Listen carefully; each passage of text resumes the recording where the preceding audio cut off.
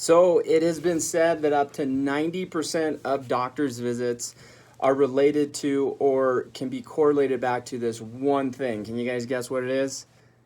It's stress. So tip number 28, we are going to be talking about stress.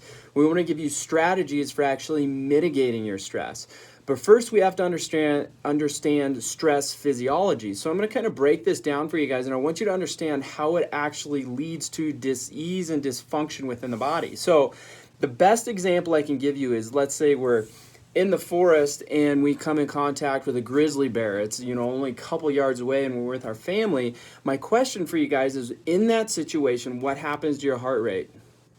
Goes up, right? What happens to your blood pressure? Goes up. What happens to respiration or your breathing? It's going to increase, it's going to get shallow, and it's going to be sporadic.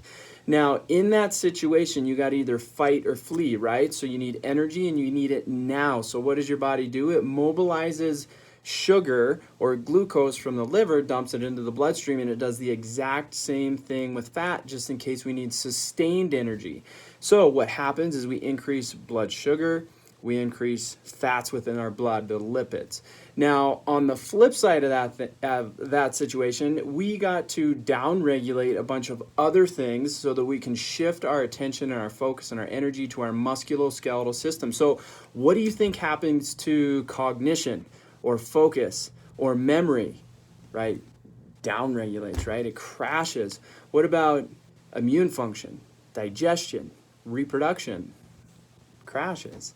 And we know that stress, when we're in stress, it's actually a catabolic state for the body. Things break down. So we decrease bone formation, we decrease muscle healing and muscle formation. We're actually going to decrease testosterone, serotonin, and it's going to eventually lead to insulin resistance, which is the problem with weight gain and much of the issue with metabolic dysfunction. So you can see that all of that stuff, increased heart rate, increased blood pressure, increased respiration, increased blood glucose, increased fat.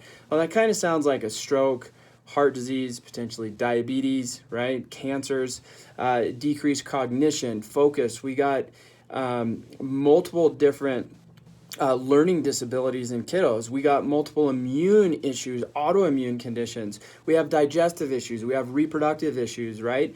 Osteoporosis is a big deal.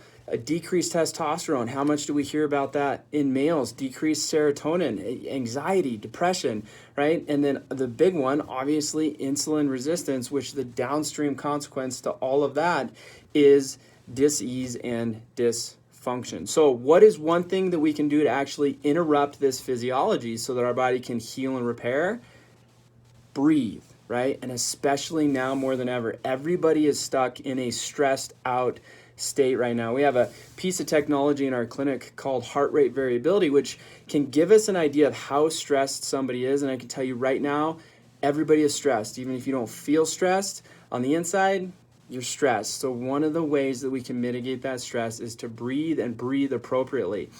If you want to know how to breathe, you got to watch a baby and watch their abdomen. They're actually using their diaphragm, a breathing muscle. But the majority of us are actually using a lot of accessory muscles, and we're not getting full inspiration or expiration. So one of the things that happens here is we're not actually ridding our body of the CO2 that needs to be expelled. Couple things with breathing before I give you a technique here. I always encourage you guys to try and breathe more through your nose. That is the organ that we need to actually be breathing through.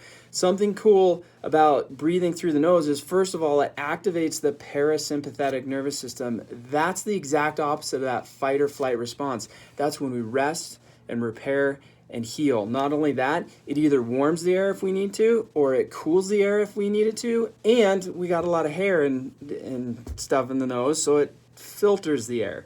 So we need to be breathing more through our nose. The only time we need to breathe through our mouth is when we're in a true fight or flight situation, like a hard workout, right? And we require more oxygen, then it's appropriate to breathe through the mouth, but we should always be breathing through our nose. Now, the typical person breathes 14 to 16 breaths per minute, but I'm telling you, we can get much more out of half if we actually use the capacity of our lungs and then expel everything out of our lungs.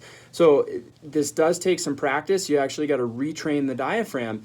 But what I want all of you guys to do when you breathe and you take a big breath through the nose, I want you to focus on your diaphragm, which sits right here. I want you to focus on this actually coming down. I want you to expand your ribs. So when you breathe, you want to feel your diaphragm come down and you want to feel your ribs expand this way. We don't want to be doing one of these. We want it in the opposite direction, and we want our ribs to actually come out. Now, the research supports breathing in decreasing stress, actually improving cognition, and actually inhibiting this stress response. But aside from the research, I like to take a tip from the Navy SEALs, right? If there's anybody that is put in stressful situations, it is the Navy SEALs. And I want to give you a tool that they actually use to interrupt this stress physiology. And it's something that Mark Divine talks in his book, Unbeatable Mind. It's something that he talks about, and he calls it box breathing. So what you do is you inhale deeply, right? You use your diaphragm. You inhale deeply for a count of 4 or 5, and then you hold. You don't push back or add pressure, but you hold that breath for a count of 4 to 5. Then you exhale that breath for a count of 4 to 5, and then you hold again. So he thinks of it as a box. You inhale, you hold, you exhale, and then you hold. So it'd be like this, guys.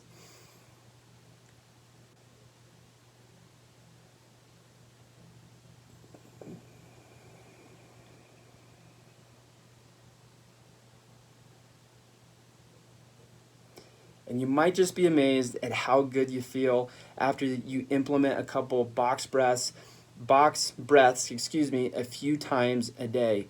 This is something that we definitely have to be doing when individuals are wearing masks at all time. There's no way that we can get a deep, productive breath wearing a mask all day. And it might be something that we actually want to encourage our children to do when we're at home. And on the topic of that, as these kids go back to school and they're going to be wearing masks full time, one thing I encourage teachers to do, if you are a teacher, I encourage you to look up the different signs and symptoms of hypoxia as well as hypercapnia with your kiddos. And if that's something that you're actually seeing, either a deprivation of oxygen or too much CO2 buildup, I encourage you find a place where you guys can still follow the rules at school, but then encourage these kids to actually get a good, deep, diaphragmatic breath to try and reconcile what we're doing with our breathing right now. Now, this is one of the best tips we can give you for stress, but over the next couple of days, we're going to give you a few more. Hope you guys have a great Friday, and we'll talk to you tomorrow.